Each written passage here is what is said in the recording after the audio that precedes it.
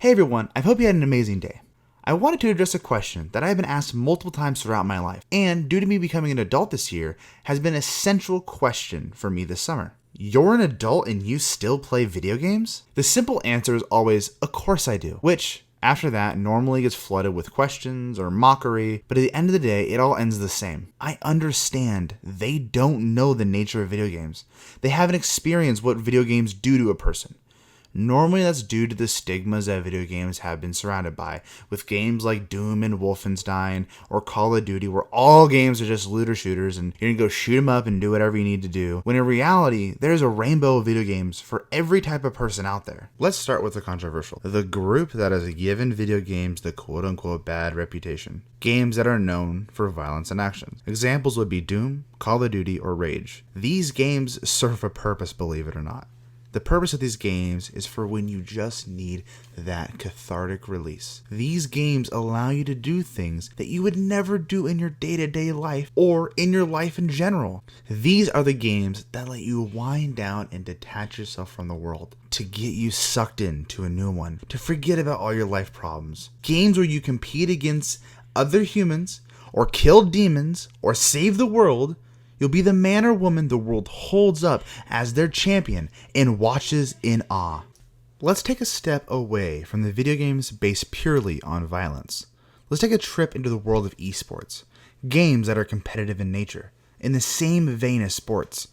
If this is more your speed, then Overwatch, CSGO, League of Legends, Rainbow Six Siege would be the perfect game in your eyes.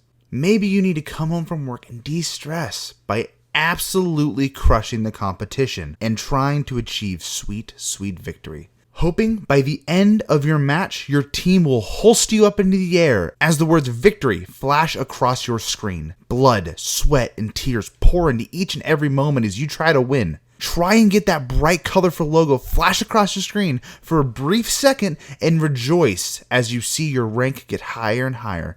In the end, making that 45-minute game worth it. Or maybe you don't like blood, and you don't want to compete because you're just not that good at the game due to you not having time. Or you don't like a bunch of people yelling at you. Take a breath, relax, turn on Minecraft, Skyrim, or Fallout. Games where you, the player, drive the adventure. The world is yours. Adventuring is the name of the game.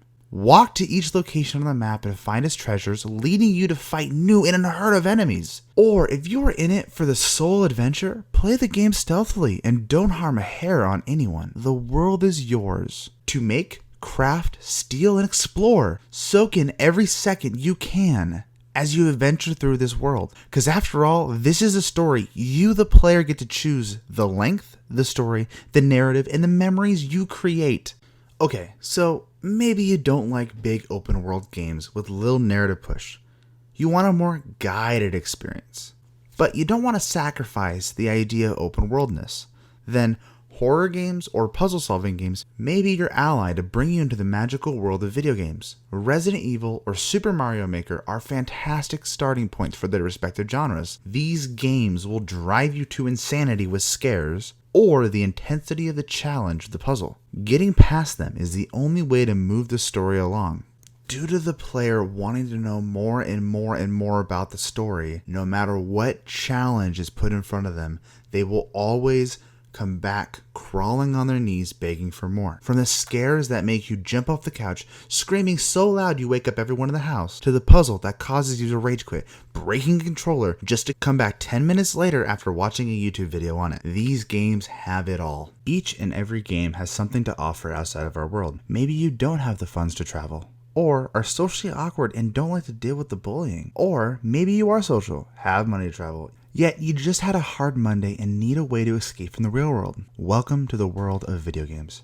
Video games are perfect for everyone. A low entry fee with free video games, or if you can afford it, buy a video game that will be in style for years. A low maintenance fee with the ability to buy used consoles that you can play the same games or games of that generation for a long time, along with a high flexibility to buy new systems that comes out.